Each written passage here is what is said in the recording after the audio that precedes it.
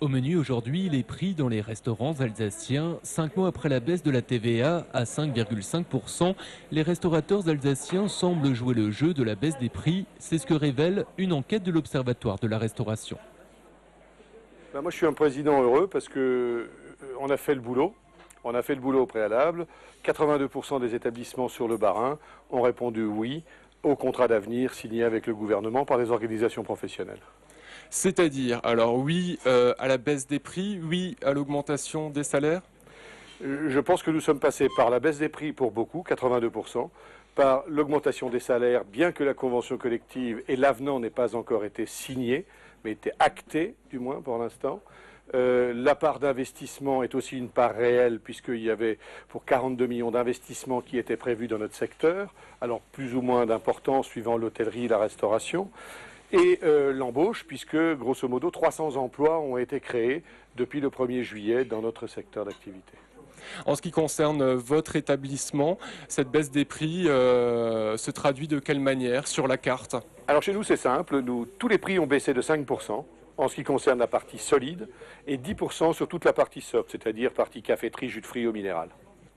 On a pu entendre dans la presse des personnes qui disaient qu'il n'y a pas de SMIC dans la restauration. Est-ce que vous, combien, vos employés par exemple, votre cuisinier, combien est-il payé? Alors, le prix peu importe, monsieur. Si vous voulez, dans la gamme des prix, le SMIC n'existe plus dans l'hôtellerie. Ça, c'est la première des choses.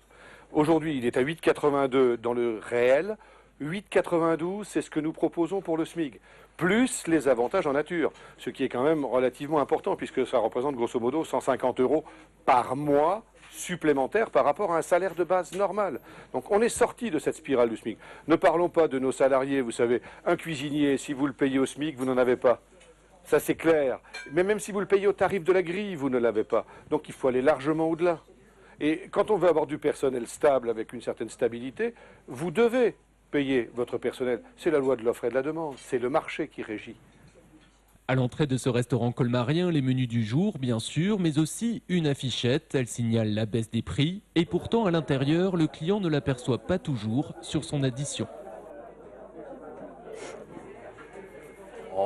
Là, je pense que la différence n'était pas énorme.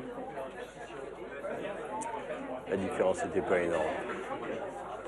La baisse ne se matérialise pas sur tous les prix, uniquement sur une sélection de produits. Et surtout, le restaurateur n'a aucune obligation. Il répercute la baisse de la TVA sur ses prix ou pas. C'est que le consommateur qui peut sanctionner le restaurateur qui ne baisse pas les prix. Ça fait plus de 15 ans que la profession se bat pour avoir une TVA à 5,5. Maintenant qu'on a signé le contrat d'avenir, il y a quelques professionnels, quelques têtus professionnels qui ne veulent pas baisser les prix.